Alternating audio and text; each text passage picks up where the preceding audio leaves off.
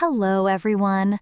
Today, we are stepping into a day where your ears do the learning, your voice does the dancing, and your brain lights up with every sound you recognize in English. Imagine this. It's early morning.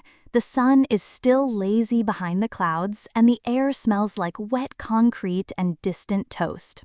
You slip on your headphones, and the world suddenly becomes your English classroom. Not a boring one, with chalk dust and yawns, but a real one, alive with honking taxis, murmured greetings, coffee orders, and joggers talking about last night's show. You walk slowly. You're not just stretching your legs, you're stretching your listening muscles. You pass a woman on the phone. "And I told him that's not how it works," she says. You chuckle quietly. You understood that tone, the sarcasm, the frustration, and maybe even the story behind it. You might be good at English if you listen to this video and find yourself smiling at these details. So before you get comfortable, take a moment to like the video and subscribe, but only if you really like what I do here. Drop me a comment with where you're watching from and what time it is in your part of the world. Now let's focus. Let's start our next journey together. You cross a street, and the crosswalk beep ticks loudly. A man next to you mutters, "Come on, I'm late already." You're not just hearing English, you're decoding emotion, context, urgency. That's not a textbook phrase, that's real, that's gold for your ears. And here's how you learn English easily. Memorize it for beginners like you. Don't just hear words, feel them, picture them. Ask yourself, what did he mean by "I'm late already"? What's already doing there? It's not just extra, it's a mood, it's a signal. This morning walk turns into a vocabulary hunt. "Reckon," says a passing jogger to her friend. "You reckon it'll rain?" That word, reckon, isn't in every English class, but it's deliciously native. It's how real people speak. Jot it down. Say it quietly to yourself. "I reckon I'll have toast." You've just learned a word no grammar book begged you to know, but every conversation will thank you for using. You walk by a small coffee stall. "How do you like your latte?" asks the barista. The customer answers, "Oat milk, no sugar, and can you make it extra hot?" You catch all of it, not because someone taught you, but because you're living English now. This is the superpower you gain by paying attention to real conversations. Your ears stop filtering English as noise. They start scanning it for meaning, rhythm, tone. That's how you grow, not memorizing flashcards in silence, but walking and feeling the language around you. You walk into a quiet park. A child is shouting, "Look, Mommy, it's flying." Her mom laughs and says, "That's just a leaf, sweetie." Even here, you hear grammar in action. It's flying. Subject plus verb plus ing. Present continuous. You didn't need a whiteboard to spot it. You saw it in the trees. By now, you're smiling. You realize English isn't a subject. It's a living soundscape. And your brain, it's adjusting. It's whispering, "I get this. I know what's happening. I belong in this language." Pause. Listen. A couple nearby is arguing gently. "You said we'd leave at 9. "Yeah, but I meant around 9. That word again. Around. What a beautiful, flexible, fuzzy word. For beginners, here's your takeaway. Native speakers live in the gray area. They say around, maybe, sort of, kind of. Learn those. They make your English real. You sit on a bench, eyes closed, ears open. You hear footsteps, rustling newspapers, distant traffic, and two teenagers talking about their favorite movie. One says, "It was so good, like literally the best." The other says, "Nah, it dragged in the middle." Slang, opinions, exaggeration. These aren't lines from a textbook, but they're your textbook now. And just when you're about to leave, a bird lands near you. A little boy yells, "Look, a robin!" You smile. You didn't know what a robin looked like, maybe, but you understood him. That's progress. That's what listening every day does. You start making mental images to match the words. You head back home with a brain buzzing with subtle lessons, like how intonation matters. When someone says, "Really?" Flatly, it's different from "really?" with surprise. You replay those voices in your mind. You try mimicking them under your breath. That's another tip for beginners. Echo what you hear. Even silently, mouth it. Feel how your lips move. It's all practice. Your phone buzzes. A notification from your language app reminds you, don't forget your 5-minute English practice. You smirk. You've been practicing for 45 minutes already. You step inside, shoes off, floor cool beneath your feet. Your stomach rumbles, a low growl that speaks its own universal language. Time for breakfast. But not just any breakfast. Today, you're going to order it in English, out loud, confidently. No Google Translate, no hand gestures, no apologetic smiles. Just you, your words, and your morning hunger. You scroll through your phone for a cafe nearby.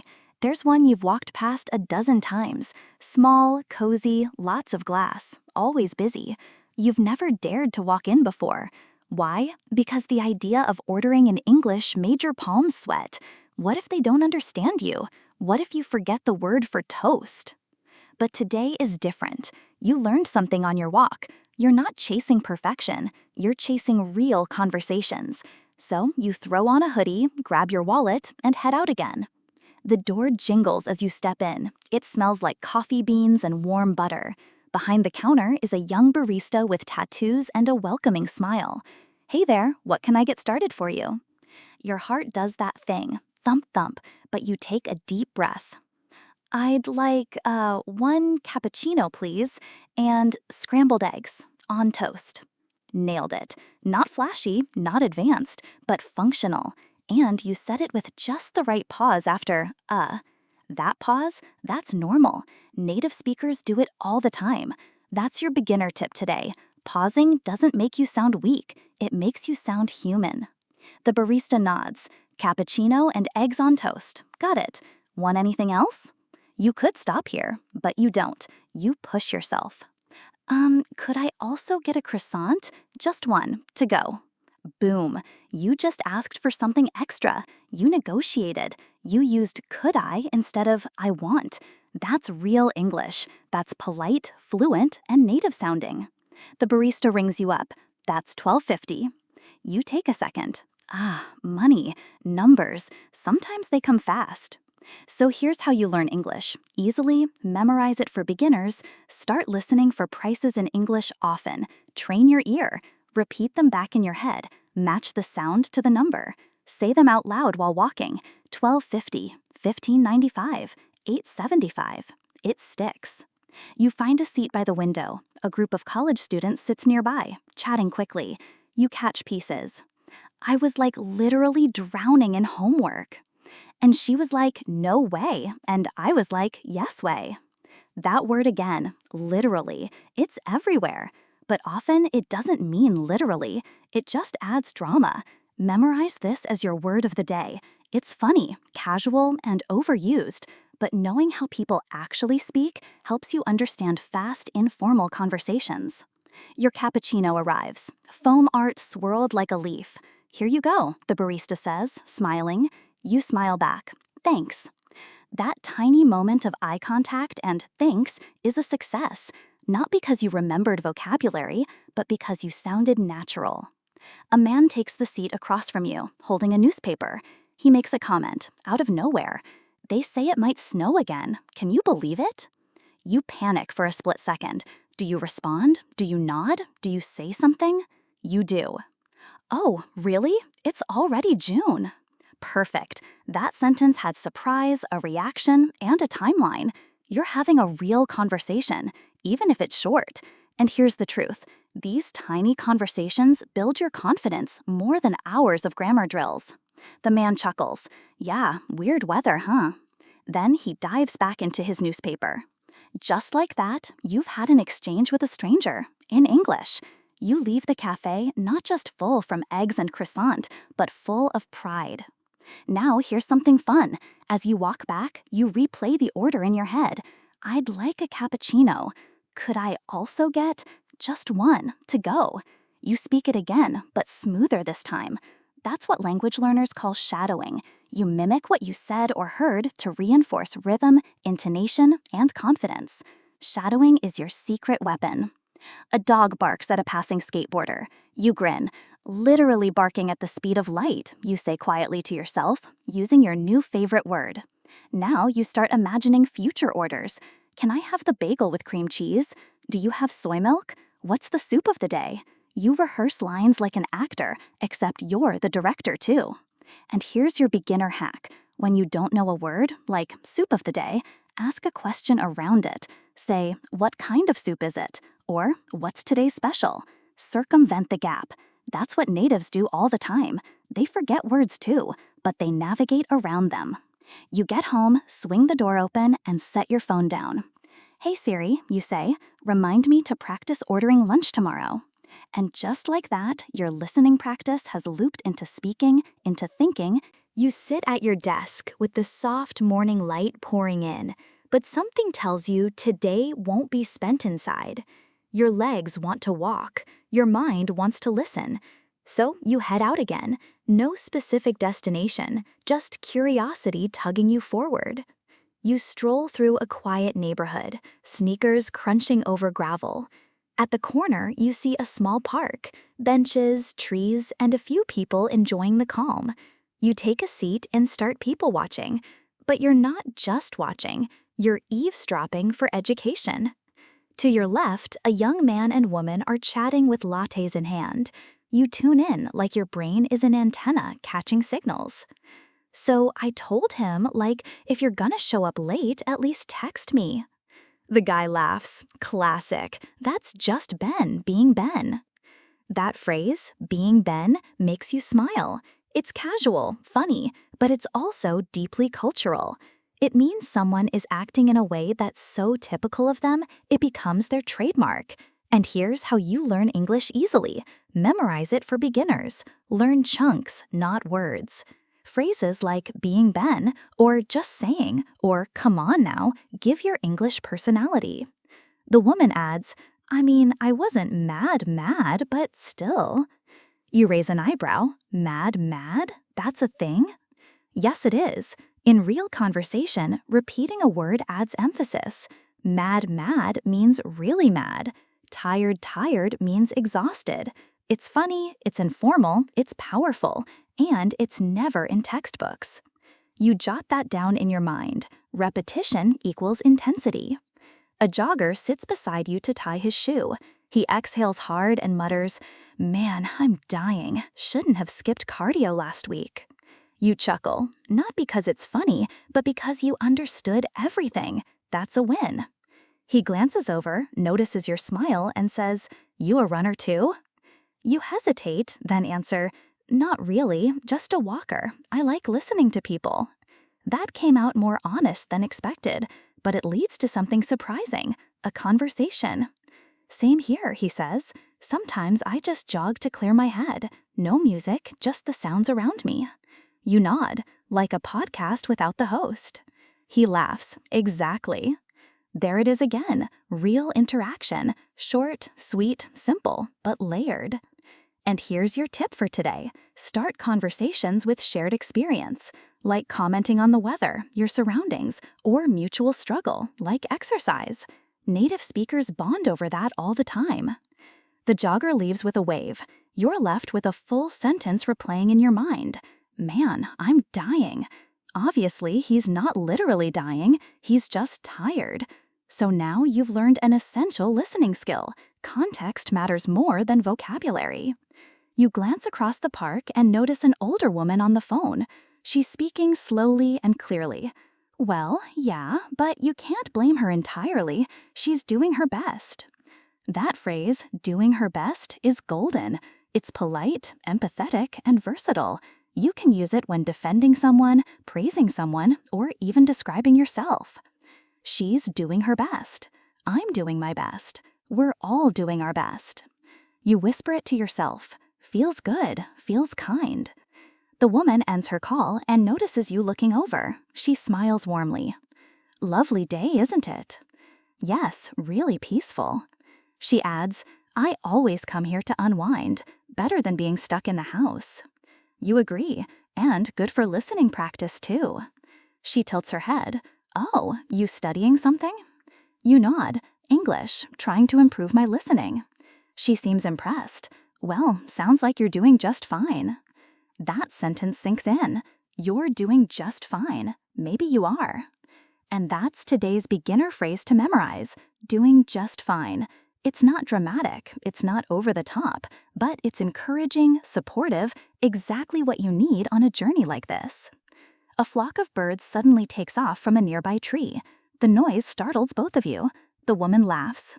They always do that at this time, like they have an alarm clock or something. More natural English, more metaphor, and a touch of humor. You thank her for the chat, and she nods, returning to her bench. As you head home, you reflect. Small talk isn't small. It's huge. It's practice. It's alive. It's filled with emotional tone, rhythm, and unspoken rules. It's where grammar becomes invisible and connection takes center stage. You walk home, ears still wide open, heart a little lighter.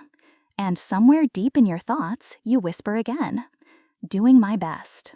Mad, being Ben, just fine. You've learned more in a park bench hour than in 10 worksheets. And the secret? You listened like a human. You wake up the next morning feeling bolder. Yesterday's walk, cafe order, and park bench conversations are still playing in your head like highlights from a good movie. You're starting to realize something magical. Mistakes don't make you weaker in English. They make you stronger. Today, you decide to test that idea.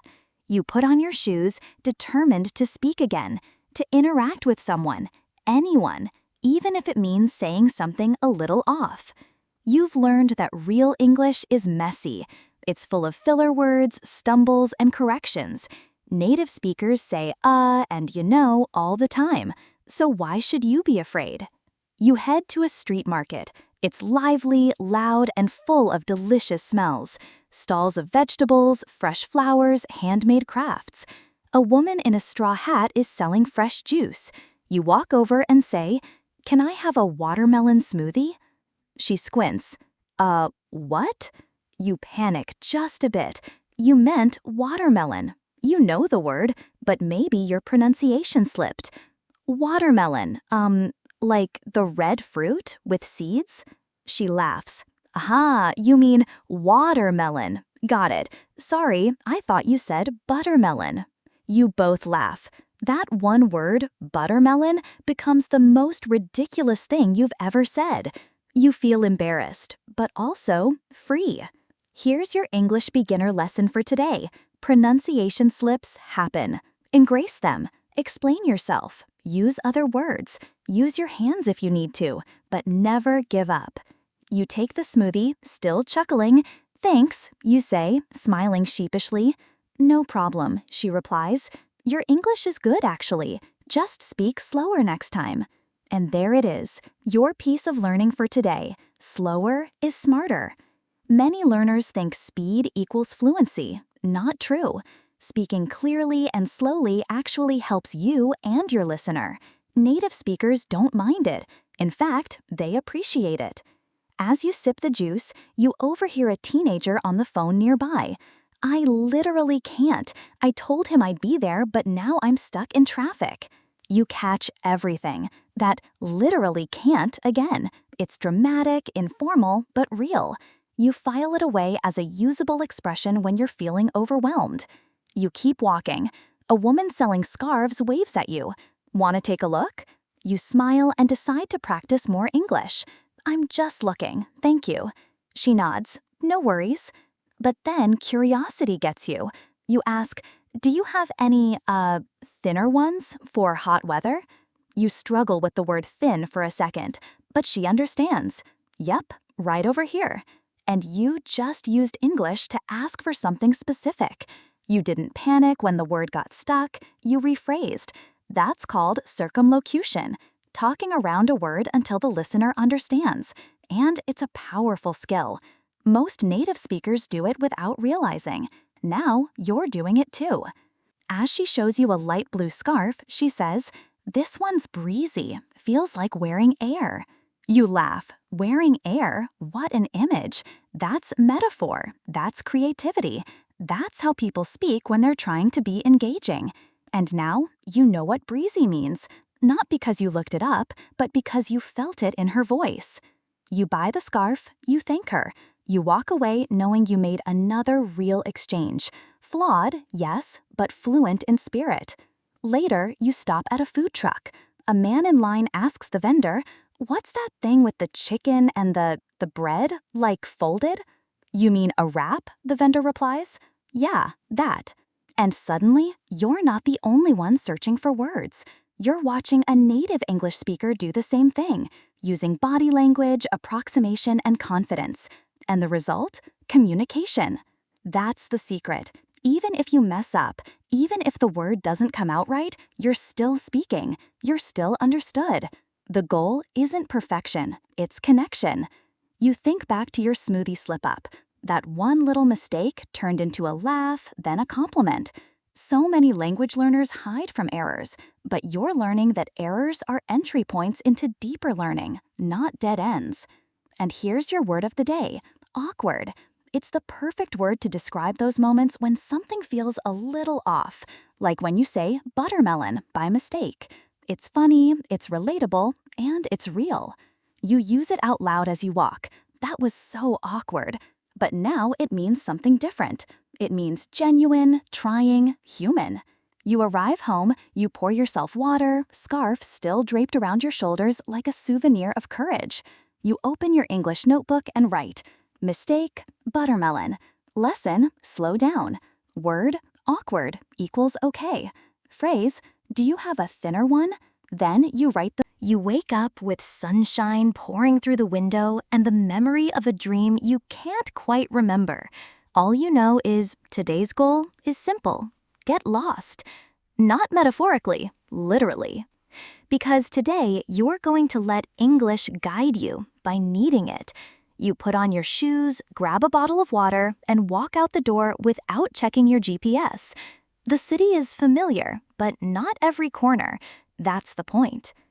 You wander into a neighborhood you don't usually visit.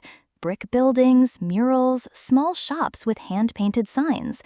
After 10 minutes, you're not exactly sure where you are, and that's where the lesson begins. A bus rumbles past. A group of teenagers is laughing loudly at a street corner. You approach one of them with a cautious smile. "Excuse me," you say, a little nervous. "Do you know how to get to Market Street?" The guy pauses, then points behind you. "Yeah, go back 2 blocks, then turn left at the coffee shop. You'll see a bank, it's right past that." You nod, but wait, blocks? Past the bank? Your mind races to picture it all. Here's how you learn English easily. Memorize it for beginners. Listen for direction words and immediately visualize them. Turn left, go back, past the bank. Don't just hear them, see them in your mind, like a little map unfolding. You thank the teen. He shrugs. No prob. No prob. Another nugget. It's short for no problem. Super casual and super common. As you walk, you repeat the route out loud. 2 blocks back, turn left, past the bank. And guess what? You're using English to solve a real-world problem. That's better than any quiz. A moment later, you find yourself stuck again. Did you turn at the right spot? You see an elderly woman standing at a flower stand.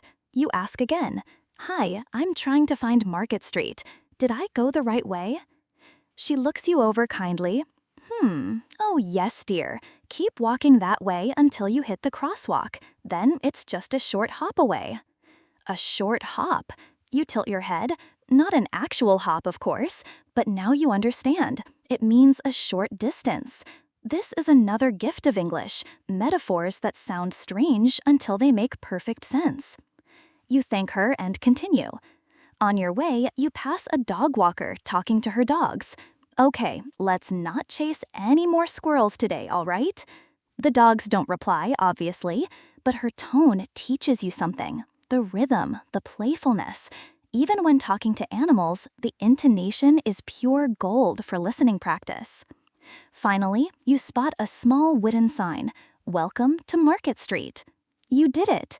You literally navigated a new place only by using English, asking questions, following instructions, processing real-time information.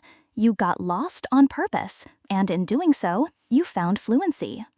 Here's your word of the day: navigate. It means to find your way, but more than that, it means learning as you go. And that's exactly what you're doing in your English journey.